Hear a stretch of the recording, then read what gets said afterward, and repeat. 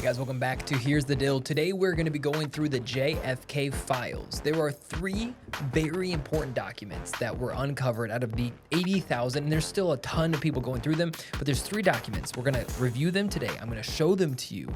We're going to read through them, and these documents are crazy.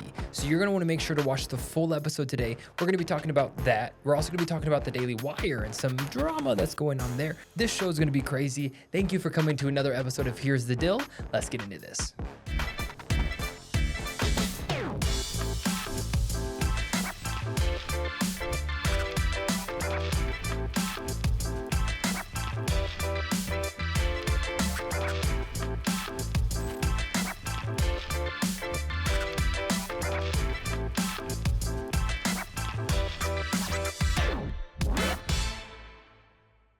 So the government just released 80,000 pages that were formally redacted JFK files on the JFK assassination. A lot of people have been wanting this. You know, you talk to some people, they really wanted the Epstein files. Other people, they just haven't given up on the JFK assassination. For years, you had conspiracy theorists just say there just isn't something that sits right.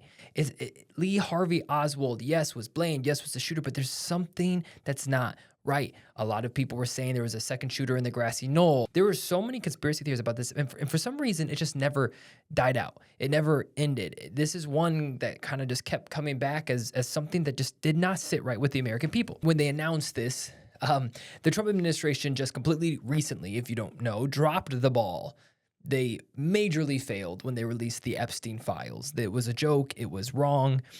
I have a show on that. It'll be linked in the description somewhere to the Epstein file release. And a lot of people were concerned that this is just another smoke and mirrors. And I can assure you, after in just like literally 2 minutes, you're going to know that this actually wasn't smoke and mirrors. And there's already some good information that we're able to pull out of that. Now, no one's read all 80,000 pages yet. I'm sure as the weeks go on, more information is going to come to the surface. And if there's any information that's good and useful for you to know, I'll definitely do a part 2 of today's. But let's jump in to this first. Lee Harvey Oswald is the guy who shot and assassinated President Kennedy. Lee Harvey Oswald was born October 18th, 1939, and was a U.S. Marine veteran. He was placed in juvenile detention at the age of 12, during which he was assessed by psychiatrists for emotionally disturbed due to lack of a normal family life. He attended 12 schools in his youth, quitting repeatedly. At age 17, he joined the Marines, where he was court-martialed twice and jailed.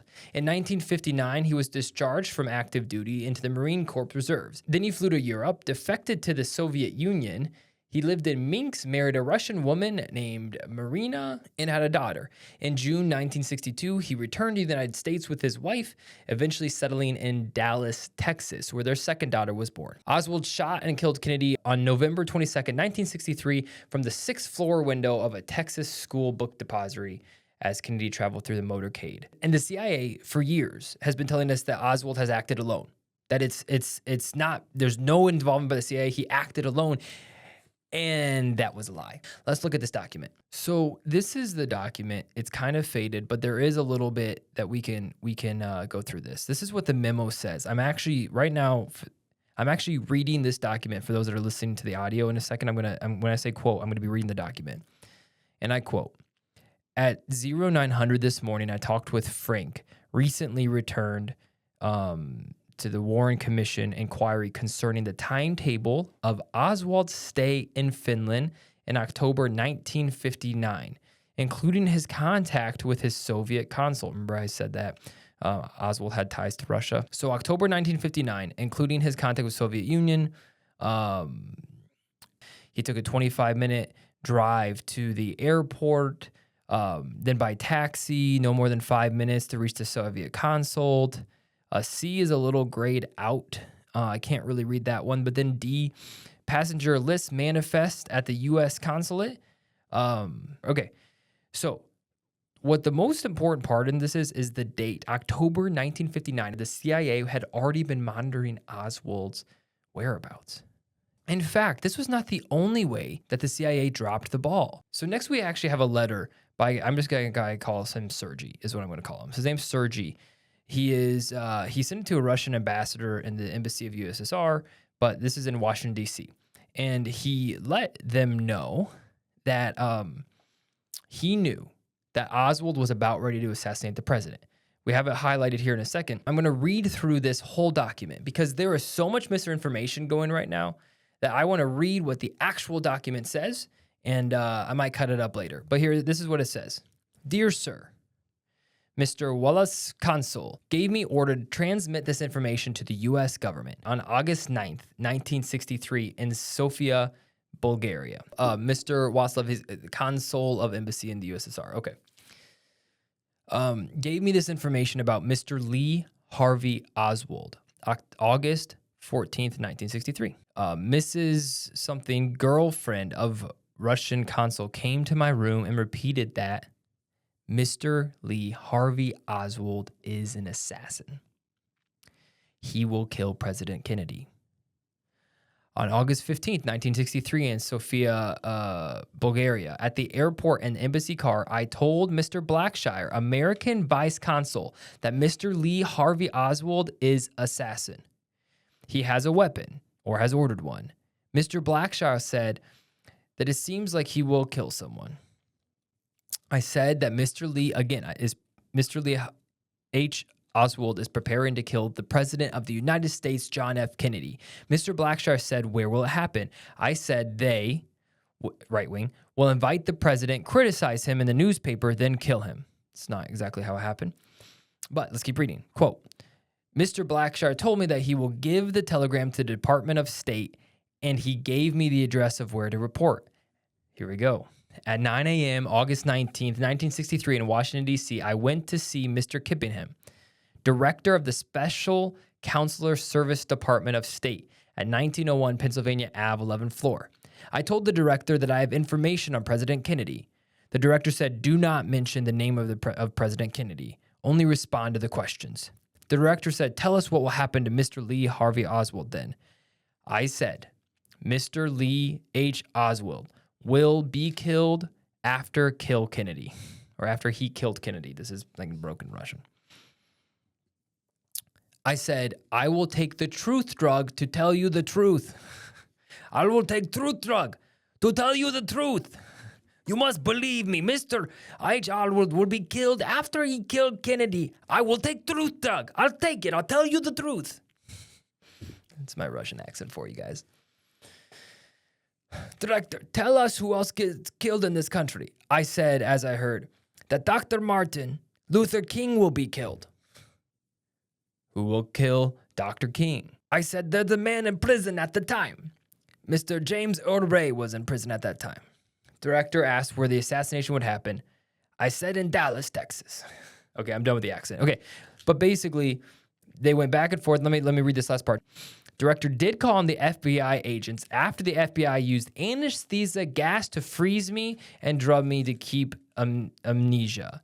I told the Department of State that Mr. Lee Harvey Oswald have a weapon. Go see him. Director told me you can have weapons. So what if Oswald has a weapon? The CIA knew. The government knew. People, a sect at minimum, a sect was in on it, and they knew this had been hidden from the American people for years, and it's coming out. This individual knew it was about to happen, and they did nothing. They did absolutely nothing. So if this isn't wild enough, let's talk about one more person that these documents also bring up a name. They bring up the name of a guy named Gary Underhill. He was allegedly connected to the CIA, and right after the JFK assassination, he actually hightails it out of there. Basically, he goes into full panic mode. He tells a small group of people inside the agency that the CIA, there's a small sect in the CIA that was behind it.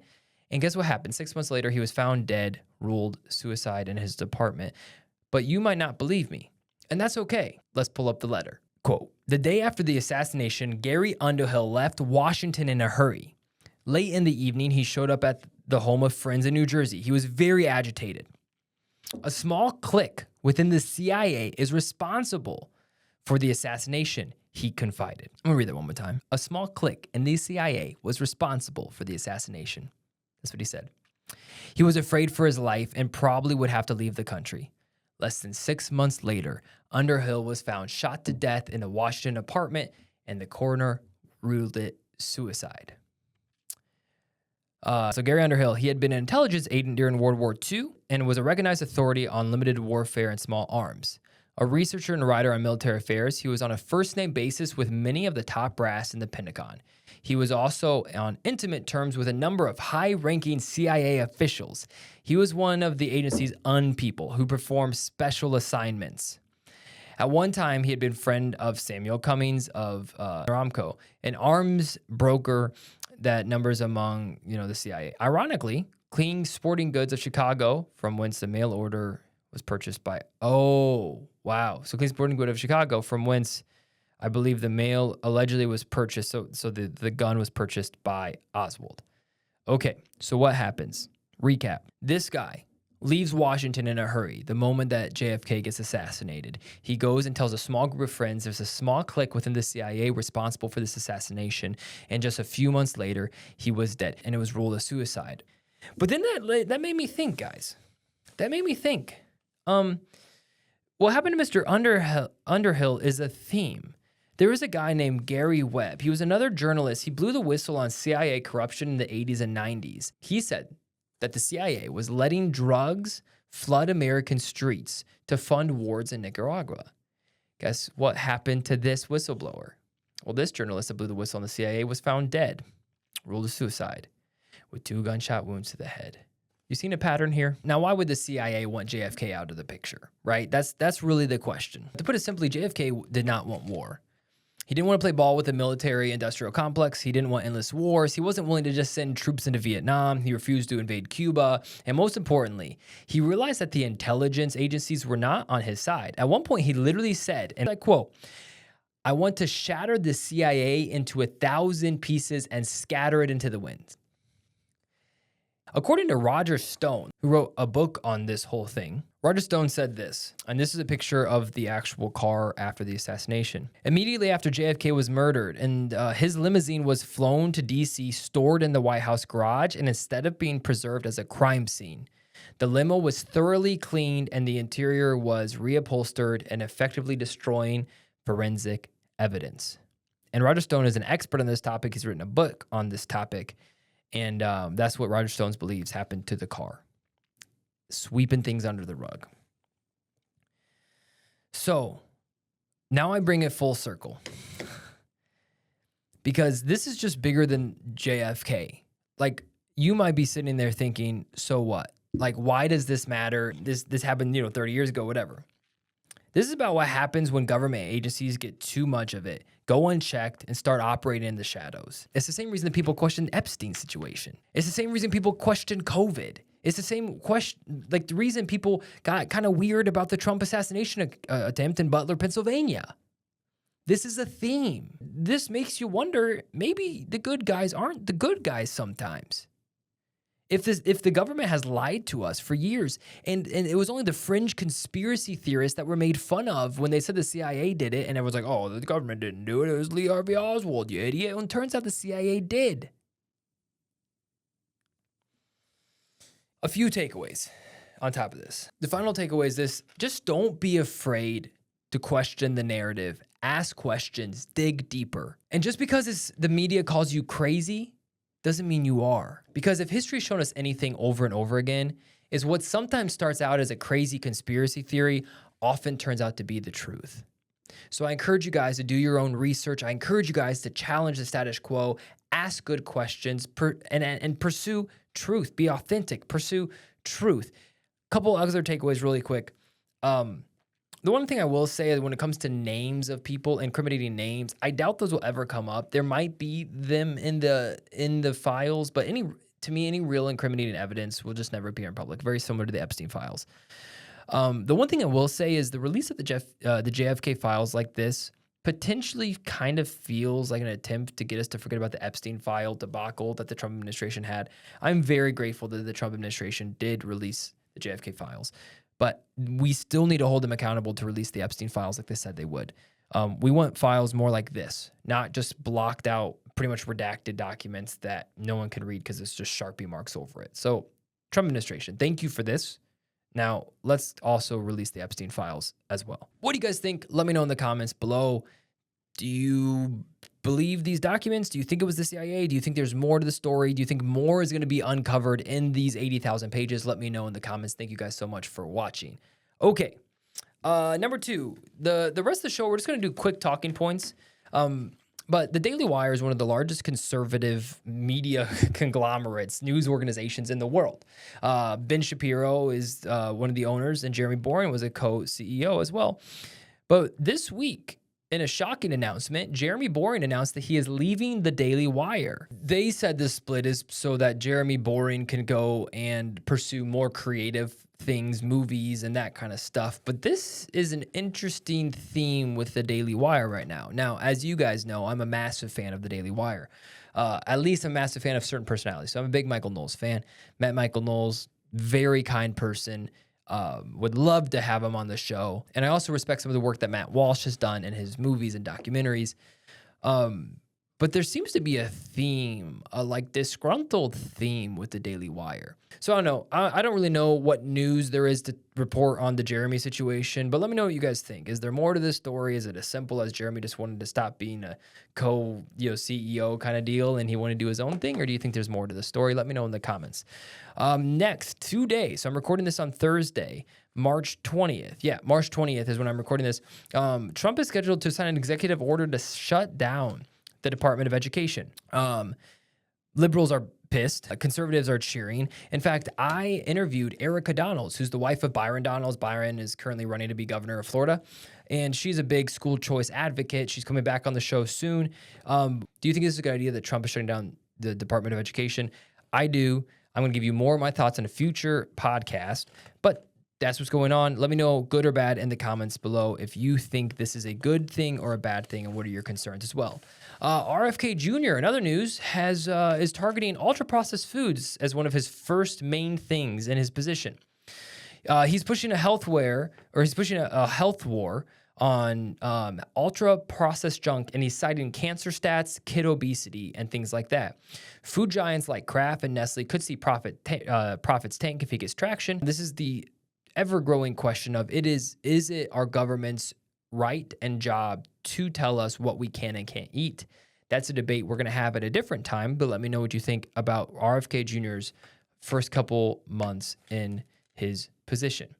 And there was a funny situation that happened.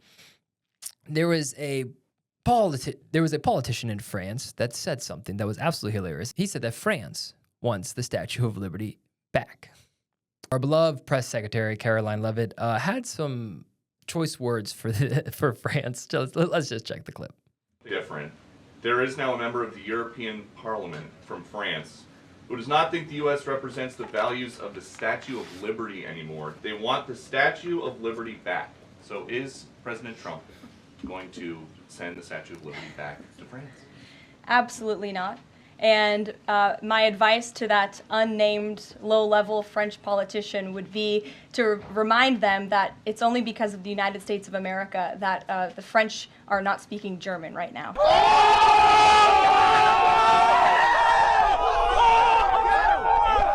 She had to add this slide in low-level politician there as it's like a subtle dig. And then she said, I would just like to remind you that if it wasn't for the United States of America, France would be speaking German right now. So the last thing you guys should be doing to us is taking the Statue of Liberty. You guys should be thanking us. That's a press secretary. I love her. So far, she has been phenomenal, by the way. I don't know if you guys have watched a lot of her press briefings, but she has, just a fresh, burst of air. From what we had the previous 4 years. She's sharp, competent, tells the truth. Love her. Great job. So this is Alec Baldwin. As we know, Alec Baldwin had the scandal where he discharged a live round in a gun on a movie set and actually killed one of the workers. This is probably one of the first times I've actually probably felt sorry for a Hollywood actor. The Ilaria show. No. I think we're gonna see. We're gonna see how it feels to have it be out there. It's gonna be great.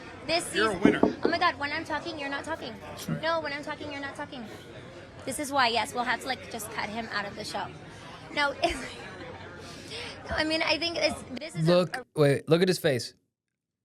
Look at that. Listen, I'm not saying Alec Baldwin deserves all of the, sympathy in the world, but what was that? When I'm not talking, you're not talking. When I'm not talking, you're not talking.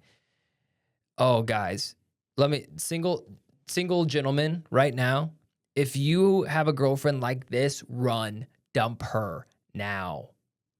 Not worth it. Look at the way she just completely emasculates him. Let's watch this one more time. Ilaria show. And in fact, he's trying to build her up. He's giving her compliments. Look. I think we're gonna see, we're gonna see how it feels to have it be out there. It's gonna be great.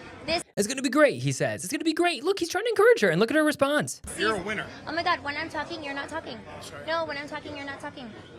This is why, yes, we'll have to just cut him out of the show. No, I mean, I think this is a really raw show, and it's very real, and we took a lot of chances. And, I think that we'll see where it leads us. We'll see what it feels like to have be out there, and then we'll see, if people like it. That's enough. Dude, what is it with recently Hollywood women completely destroying their shows by being complete idiots on camera? You have the Snow White situation where whatever her name is came out and said all this junk, and it literally canceled the movie. And I think they just released it at terrible, terrible ratings. And you have other people, you have the Acolyte people that destroyed the show. I mean, what is up with people just... Oh my goodness, that infuriates me. Listen, both sides. If you have a man, if you're a woman watching this, you have a man that does this to you and tries to put you down in public, get out of that. Get out of that. That's just I saw that clip and I just thought to myself, if that doesn't just encapsulate narcissism in one shot, and they're probably both narcissists, they're Hollywood actors, but still, that's just, oh man. Let me know what you think about that in the comments. Another reaction news, Tom Homan. Yes, Tom Homan, the leader of ICE, the leader of the one that is trying to secure our border, had some choice words for the Pope because the Pope kind of shot down Trump's immigration plan. Let's listen to Tom Homan and his thoughts on the Pope. The Pope this morning had some very harsh words for the... I got harsh words for the Pope. Pope wants to fix the Catholic Church. I'm saying this as a lifelong Catholic. I was baptized Catholic. I was First Communion as a Catholic. Confirmation as a Catholic.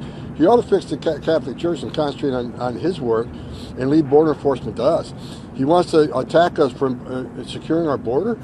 He's got a wall around the Vatican, does he not?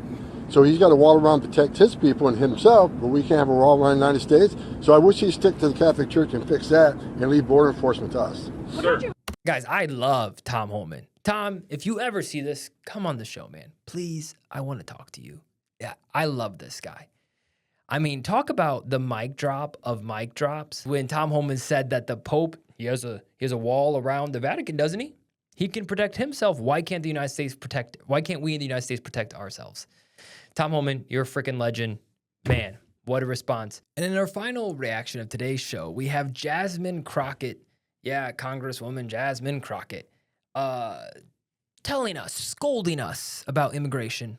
Let's watch the clip. It is not a criminal violation to enter the country illegally. It's not a criminal. It's a crime. It's not a crime, which is why they're so frustrated, because they really want our local law enforcement to go out and round up people when they could be looking out for the murderers and the sexual abusers as well as the robbers. They want them to go and round people up on civil accusations. And so Let's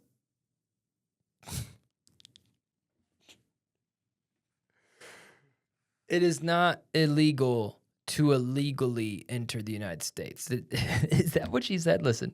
Criminal violation to enter the country illegally. It is not a criminal violation to enter the United States illegally. It is not illegal to be illegal, is what she said. Bass Mike Lee just responded, and he said, yeah, it's literally a crime. It's even community noted for us. Check this out.